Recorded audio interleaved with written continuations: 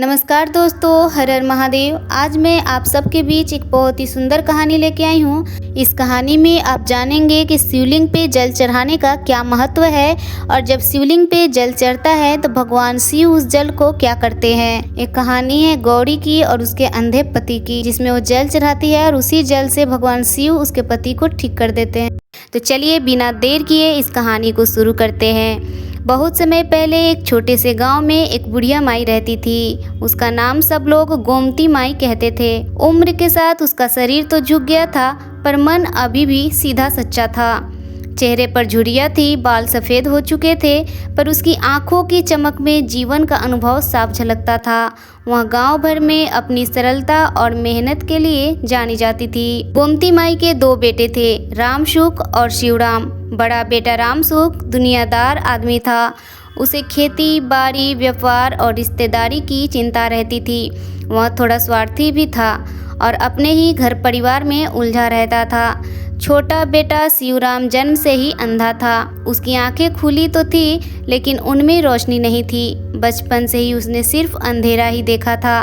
गोमती माई के दिल का सबसे कोमल कोना इसी छोटे बेटे के लिए था। वह जानती थी कि अंधे बेटे का जीवन कठिन है। उसे चलना फिरना, काम करना सब मुश्किल होता था, पर भगवान ने उसकी कमी का मुआवजा एक और चीज़ से किया था। शिवराम का मन बहुत निर्मल और बुद्धि बहुत गहरी थी। शिवराम का विवाह पास के गांव की एक सीधी सादी लड़की गौरी से हुआ था। गौरी का स्वभाव बहुत धार्मिक था। वो रोज सुबह सवेरे उठकर घर का आंगन लिपती, तुलसी में जल चढ़ाती और शिव जी का नाम लेकर दिन की शुरुआत करती। गांव भर में लोग उसे शिव भक्त बहू कहकर पुकारते थे। गौरी को जब यह पता चला कि उसका पति अंधा है तो उसने कभी दुख या शिकायत नहीं की थी। उल्टा उसने मन ही मन भगवान शिव से प्रार्थना करती, कहती, हे भोलेनाथ, आपने मुझे जो जीवन साथी दिया है मैं उसे ही अपना भाग्य मानती हूँ। यदि संभव हो तो मेरे पति की आंखों की ज्योति प्रदान करे। गौरी की सेवा देखकर बुढ़िया माई भी संतुष्ट रहती थी। वह अक्सर कहती, बिटिया तू तो इस घर की लक्ष्मी है। तेरे जैसे धर्मपरायण औरत किसी को मिल जाए तो उसका घर आंगन धन्य हो जाए। लेकिन बड़ा बेटा रामसुख और उसकी पत्नी इतनी श्रद्धालु नहीं थे। वे दुनियादारी में ही उलझे रहते। कभी कभी रामसुख अपनी माँ से कह भी देता, माई छोटा बेटा तो अंधा है, इससे क्या फ़ायदा, इसकी देखभाल में ही जीवन निकल जाएगा। गोमती माई ऐसे समय आंसू भरे स्वर में कहती, बेटा भगवान के बनाए हर जीव का अपना महत्व होता है। तू आज उसकी कमी देख रहा है, पर कभी हो सकता है उसी के कारण तेरा कल सुधर जाए। शिवराम अंधा होते हुए भी हिम्मत नहीं हारता था। वह अपनी पत्नी गौरी से सुनकर संसार की बातें समझता था। खेतों की चर्चा, मंदिर की घंटियाँ, मेले के गीत, सब कुछ वह अपनी कल्पना में रंगता। अक्सर वह बहू से कहता, गौरी मुझे भले ही आंखें ना हो, पर मैं तेरी आवाज़ से दुनिया को देखता हूँ। तेरे शब्द मेरे लिए रंग और रोशनी है। गौरी यह सुनकर भावुक हो जाती और भगवान शिव से और गहराई से जुड़ जाती। गांव के बाहर एक प्राचीन शिव मंदिर था। कहते हैं वह मंदिर महाभारत काल से भी पुराना था। वहाँ रोज सुबह सवेरे गौरी जल का लोटा लेकर जाती और शिवलिंग पर जल चढ़ाती। उसकी प्रार्थना बड़ी सरल होती। वे कहती, हे महादेव, मुझे कुछ नहीं चाहिए, बस मेरे पति की आंखों को ज्योति दे दीजिए। गांव वाले देखते कि कैसे वह अंधे पति का हाथ पकड़कर मंदिर ले जाती, उसे शिवलिंग का स्पर्श कराती और खुद जल चढ़ाकर भगवान से मन्नत मांगती। धीरे धीरे उसकी यह भक्ति गांव में चर्चा का विषय बन गई। कई लोग कहते, देखो बहू की श्रद्धा में बड़ी ताकत है, कभी न कभी भोलेनाथ उसकी पुकार जरूर सुनेंगे। पर रामसुख और उसकी पत्नी को यह सब अच्छा नहीं लगता था। उन्हें लगता था कि गाँव वाले छोटे भाई और उसकी पत्नी की अधिक तारीफ करते हैं। एक दिन रामसुख ने अपनी माँ से कहा, माई इस अंधे और इसकी बीवी के पीछे क्यों इतना ध्यान देती हो? गांव वाले भी इनका गुणगान करते फिरते हैं, आखिर इससे घर का क्या भला होगा? गोमती माई गुस्से में बोली, अरे ना समझ, भक्ति और श्रद्धा सबसे बड़ा धन है। तू समझ नहीं पा रहा है, लेकिन भगवान सब देख रहे हैं। उधर कैलाश पर बैठे भगवान शिव और माता पार्वती भी गौरी की भक्ति से प्रसन्न हुए। पार्वती जी ने शिव जी से कहा, स्वामी देखिए यह गौरी कितना निष्ठा से आपकी पूजा करती है। इसका मन सच्चा है, क्यों न इसकी मनोकामना पूरी की जाए। शिव जी मुस्कुराए और बोले, देवी मैं भक्त की श्रद्धा तुरंत स्वीकार नहीं करता। पहले उसकी परीक्षा लेता हूँ। चलो देखते हैं कब तक यह बहू मेरी भक्ति निभाती है। गांव में समय धीरे धीरे बदलने लगा। एक साल ऐसा आया जब बरसात ठीक से नहीं हुई, खेत सूखने लगे, कुएं का पानी घटने लगा और लोगों के चेहरे पर चिंता की लकीरें गहरी हो गई। गांव के बड़े बुजुर्ग कहते, लगता है इस बार अकाल पड़ेगा। ऐसे कठिन समय में हर घर अपने अपने हिसाब से जूझने लगा। बड़ा बेटा रामसुख अपने खेत और धन दौलत को बचाने में लगा था। वह हर समय हिसाब किताब करता और कहता, जो बचा सकते हो बचा लो, भगवान भरोसे बैठने से कुछ नहीं होगा। पर छोटा बेटा शिवराम जो अंधा था, अपनी पत्नी की भक्ति में और गहराई से डूब गया। उसकी आंखें भले अंधकार में थी, पर उसका मन उजाले में जीता था। इस कठिन समय में भी गौरी रोज सुबह उठकर शिवलिंग पर जल चढ़ाती, चाहे कुएं से पानी लाना कितना ही मुश्किल क्यों न हो। वह किसी तरह एक लोटा पानी भगवान के लिए निकाल ही लेती। कभी कभी गांव की औरतें उससे कहती, गौरी इतना पानी कहाँ से लाती हो, घर में तो पीने तक को पानी नहीं है और तू रोज शिव जी पर जल चढ़ाने जाती है। गौरी मुस्कुराकर उत्तर देती, दीदी यह जल सिर्फ शिव को चढ़ता नहीं बल्कि हमें भी जीवन देता है।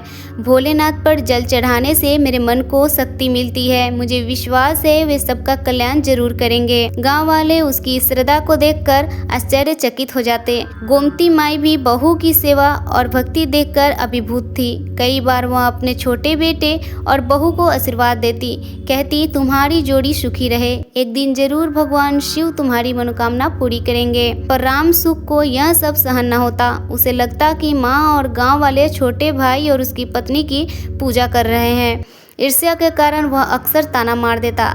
रामसुख कहता, क्या भगवान इनकी भक्ति देखेंगे? अगर भक्ति से ही पेट भरता तो अब तक ये स्वर्ग में रहते। माई ऐसे समय गहरी सांस लेकर कहती, बेटा मत बोलो ऐसा, भगवान की लीला को कौन जान पाया है भला। कैलाश पर्वत पर पार्वती जी ने देखा कि गौरी अब भी बिना थके बिना रुके शिव जी की आराधना कर रही है। उन्होंने शिव जी से कहा, स्वामी यह स्त्री तो अद्भुत है, कठिनाई में भी इसका विश्वास नहीं डगमगाया, अब तो इस पर कृपा करनी चाहिए। शिव जी ने गंभीर स्वर में कहा, देवी सच्ची भक्ति वही है जो परीक्षा की आंधियों में भी अडिग रहे। अभी थोड़ी और परीक्षा लेनी होगी। बरसात न होने के बाद गांव में एक और संकट आ गया। गंदे पानी और पानी की कमी के कारण गांव में बुखार और बीमारियां फैलने लगी। लोग अपने अपने घरों में परेशान थे। शिवराम भी एक दिन तेज बुखार से कांपने लगा। उसकी हालत देख गौरी बहुत घबराई। उसने पूरे मन से शिव जी के सामने हाथ जोड़कर प्रार्थना की, भोलेनाथ मेरे पति को ठीक कर दीजिए। उनकी आंखें तो आपसे मांगी ही है, लेकिन अभी तो उनकी सांसें भी संकट में है। अगर इन्हें कुछ हो गया तो मेरा जीवन अधूरा हो जाएगा। गौरी की आंखों से आंसू बह निकले। उसके होठों पर अब भी शिव का नाम था। जब यह खबर रामसुख को मिली तो उसने ताना मारते हुए कहा, देखा माई, अंधे का जीना ही क्या, ऊपर से बीमार भी पड़ गया। अब देखना भगवान भी इसे बचा नहीं पाएंगे। गोमती माई रोते हुए बोली, बेटा पाप की बातें मत करो, भगवान के घर देर है अंधेर नहीं। उधर कैलाश पर बैठे भगवान शिव ने गौरी की पुकार सुनी। इस बार उनका हृदय द्रवित हो गया। भगवान शिव ने नंदी से कहा, हे नंदी तुम पृथ्वी पर जाओ और वहां जाकर जो गौरी मुझे एक लोटा जल शिवलिंग पे चढ़ाती है उस जल में से थोड़ा सा अंश बचा के रखना। समय आने पर मैं उसका उपयोग करके ही गौरी के पति का आँख वापस लौटाऊंगा और उसको ठीक करूंगा। समय आने पर वही जल उसका वरदान बनेगा। नंदी ने आज्ञा मानी और हर दिन शिवलिंग पर चढ़े जल का एक अंश संभाल कर रखता रहा। इस बीच गौरी अपने पति की सेवा करती रही, दिन रात बिना थके। वह उन्हें जड़ी बूटी देती, माथा सहलाती और बार बार शिव जी का नाम जपती। गांव की औरतें हैरान थी, यह कैसी औरत है, न खाने की चिंता न थकान, बस भगवान का भरोसा और पति की सेवा। गौरी के मन में बस यही संकल्प था, मैं अपने पति को बचा कर रहूंगी, भगवान शिव मेरी प्रार्थना जरूर सुनेंगे। एक रात बुढ़िया माई को सपना आया। उसने देखा कि एक दिव्य पुरुष गले में सांप, माथे पर चंद्रमा और त्रिशूल हाथ में लिए उसके सामने खड़े हैं। वह बोले, गोमती चिंता मत कर, तेरे छोटे बेटे की आंखें एक दिन जरूर खुलेंगी। तेरी बहू की भक्ति अमोघ है। सही समय आने पर मैं जल का प्रसाद दूंगा और उसी से सब कुछ बदल जाएगा। सपने से जागकर माई कांप उठी। उसकी आंखों में आंसू आ गए और वह बोली, भोलेनाथ सचमुच दयालु है, अब मेरा विश्वास और गहरा हो गया है। गांव में बीमारी और अकाल का संकट अब चरम पर था। लोग थके हारे भूखे प्यासे हो चुके थे। कुएं का पानी लगभग सूख चुका था। खेत बंजर पड़े थे। ऐसे समय में हर घर में चिंता और आंसू का माहौल था। शिवराम का बुखार बढ़ता जा रहा था। कभी उसका शरीर जलने लगता, कभी कपकपी छूटने लगती और गौरी दिन रात उसके पास बैठकर उसकी सेवा करते रहती। वह बार बार शिव जी का नाम लेकर मन ही मन कहती कि हे भोलेनाथ, आप ही हमारे रक्षक हैं, आप ही त्रिपुरारी हैं, अब देर मत करिए, कृपा कीजिए महादेव, कृपा कीजिए। गांव के कुछ लोग गौरी से कहने लगे, गौरी अब इसे नगर के वैद्य के पास ले जाओ, शायद कोई दवा काम आ जाए। गौरी बोली, वैद्य की दवा तभी काम करेगी जब भगवान की कृपा होगी। मैं पहले भोलेनाथ के चरणों में गुहार लगाऊंगी, भोलेनाथ मेरी पुकार जरूर सुनेंगे। इतना सुनकर गांव वाले सिर हिलाकर चुप हो गए। एक दिन जब शिवराम की हालत और बिगड़ गई, गौरी ने निश्चय किया, अब मैं अपने पति को सीधे शिव जी के मंदिर में लेके जाऊंगी। अगर वहां जाकर भी भोलेनाथ ने मेरी नहीं सुनवाई की तो फिर उनकी इच्छा समझ लूंगी। उसने अंधे पति को हाथ से सहारा दिया और धीरे धीरे मंदिर की ओर बढ़ी। बुढ़िया माई भी पीछे पीछे चल दी। गांव के कुछ लोग भी इस दृश्य को देखने के लिए साथ चल दिए। मंदिर पहुंचकर गौरी ने शिवराम को शिवलिंग का स्पर्श कराया। उसने कांपते हाथों से जल का लोटा उठाया और शिवलिंग पर चढ़ाया। आंखों से आंसू बहते रहे और होठों पर शब्द गूंजते रहे, ओम नमः शिवाय, ओम नमः शिवाय। और गौरी कहने लगी, भोलेनाथ मैं रोज आपको जल चढ़ाती रही। मेरे पास न सोना है, न चांदी, न कोई बड़ी भेंट, बस एक लोटा जल और सच्चा मन। आज मेरी एक ही प्रार्थना है, मेरे पति को जीवन दान दे दीजिए और उनकी आंखों को ज्योति दीजिए। पूरे मंदिर में सन्नाटा छा गया। लोगों की आंखें इस दृश्य को देखकर भर आई। अचानक मंदिर के अंदर एक तेज प्रकाश फैला। घंटियां अपने आप बजने लगी। सुगंधित हवा का झोंका आया। सभी लोग आश्चर्यचकित हो गए और इधर उधर देखने लगे। शिवलिंग के पास प्रकट हुए भगवान शिव। गले में नाग, जटाओं में गंगा, माथे पर अर्धचंद्र, हाथ में त्रिशूल और चेहरे पर दिव्य मुस्कान। उनके साथ माता पार्वती भी प्रकट हुई। गांव वाले कांपते हुए जमीन पर गिर पड़े। किसी ने सोचा भी नहीं था कि इस छोटे से गांव में भोलेनाथ स्वयं प्रकट होंगे। शिव जी ने गौरी की ओर देखा और कहा, गौरी तुम्हारी भक्ति ने मुझे बांध लिया है। मैं भक्ति का भूखा हूँ, सोने चांदी का नहीं। तुमने कठिन से कठिन समय में भी मेरा नाम नहीं छोड़ा। आज मैं तुम्हारी मनोकामना जरूर पूरी करूँगा। फिर उन्होंने नंदी को संकेत दिया, नंदी वह कलश लाओ जिसमें हर दिन शिवलिंग पर चढ़ा हुआ जल तुम एकत्रित करते थे। नंदी वह कलश लेके आए। शिव जी बोले, यही वो जल है जो तुमने अपनी श्रद्धा से मेरे ऊपर चढ़ाया। आज यही तुम्हारे पति के जीवन का अमृत बनेगा। शिव जी ने अपने हाथों से वह जल ले लिया और शिवराम के मुंह पे कुछ बूंदें डाली। फिर उनके नेत्रों पर वही जल छिड़क दिया। क्षण भर के लिए सबकी सांसें थम गई। फिर धीरे धीरे शिवराम की सांसें सामान्य होने लगी। उसका चेहरा दमकने लगा। उसने आंखें खोली और सब हैरान रह गए। शिवराम की आंखों में चमक आ गई थी। जन्म से अंधा युवक अब पहली बार दुनिया देख रहा था। शिवराम की आंखें सबसे पहले भगवान शिव और माता पार्वती पर पड़ी। उसने हाथ जोड़कर भाव विभोर होकर कहा, हे महादेव, मेरा जीवन अंधकार में था पर आपने मुझे ज्योति दी, मैं धन्य हो गया। फिर उसने अपनी पत्नी गौरी की ओर देखा। उसकी आंखों में आंसू थे। उसने कहा, गौरी आज मैं पहली बार तेरा चेहरा देख रहा हूँ। तेरा त्याग, तेरा विश्वास और तेरी भक्ति ने मुझे जीवन दिया है।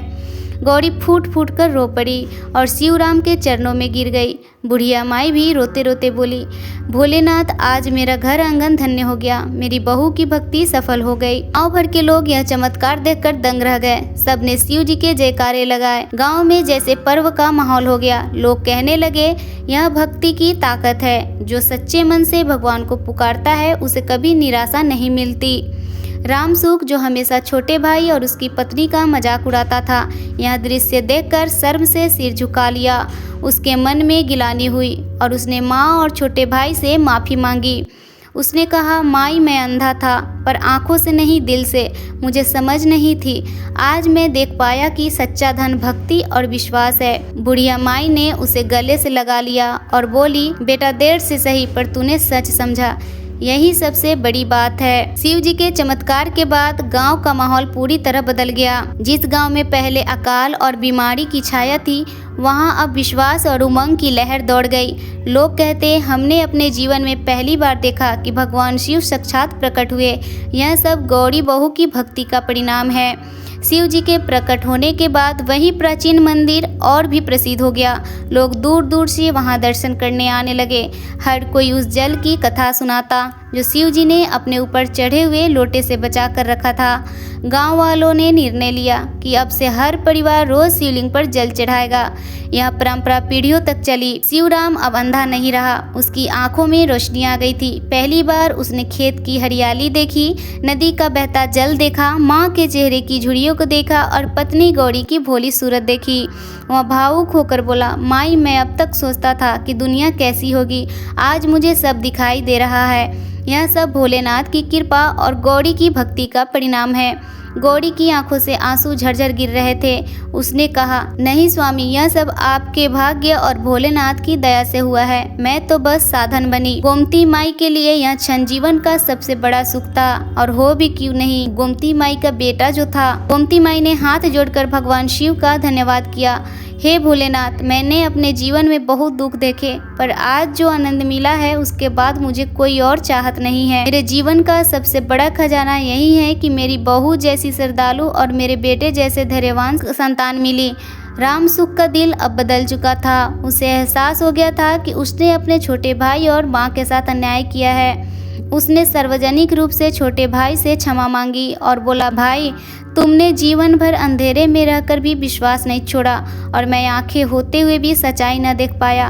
अब से मैं भी शिव भक्ति का मार्ग अपनाऊंगा। गांव वाले भी उसकी इस विनम्रता से प्रभावित हुए। कहते हैं, शिव जी के आशीर्वाद से उसी साल बारिश खूब हुई, खेत लहलहा उठा, कुएं और तालाब पानी से भर गए, बीमारी धीरे धीरे मिट गई, गांव में खुशहाली लौट आई। लोग मानते थे कि यह सब शिवराम को दृष्टि मिलने और गौरी की भक्ति का फल है। गांव की औरतें अब गौरी को आदर की नजरों से देखने लगी। पहले वे उसे ताना देती थी कि वह पानी क्यों व्यर्थ चढ़ाती है, पर अब वे खुद उससे सीखने लगी। वे कहती, गौरी बहन, हमें भी सिखाओ कि भक्ति कैसे की जाती है। तो गौरी मुस्कुराती और कहती, भक्ति कोई बड़ा काम नहीं है, बस मन को सच्चा रखो, भगवान को अपना मित्र मानो, हर परिस्थिति में उनका नाम लो, बाकी सब वे खुद संभाल लेंगे। गांव के लोग अक्सर इस चमत्कार की कथा सुनाते। धीरे धीरे यह कहानी दूर दूर तक फैल गई। यात्री, साधु और कवि इस कथा को गीतों और भजनों के रूप में गाने लगे। बुढ़िया माई अपने जीवन के अंतिम दिनों में संतोष से भरी हुई थी। वह कहती, मेरे बेटे की आंखें खुल गई, मेरी बहू की भक्ति सफल हो गई और मेरा गांव समृद्ध हो गया। अब मुझे कोई कमी नहीं। एक दिन शिवराम और गौरी मंदिर में बैठे थे। शिवराम ने हाथ जोड़कर कहा, भोलेनाथ, आपने मुझे अंधकार से प्रकाश में लाया। मैं वचन देता हूँ कि जीवन भर आपकी भक्ति और सेवा करता रहूँगा। और गौरी भी बोली, हे महादेव, जैसे आपने हमें कृपा दी है, वैसे ही हर उस स्त्री पुरुष को आशीर्वाद दीजिए जो सच्चे मन से आपको पुकारता है। मंदिर की घंटियां बज उठी, हवा में शांति और भक्ति की लहर दौड़ गई। ऐसा लगा मानो स्वयं भगवान शिव वहां अदृश्य रूप से उपस्थित होकर आशीर्वाद दे रहे हों।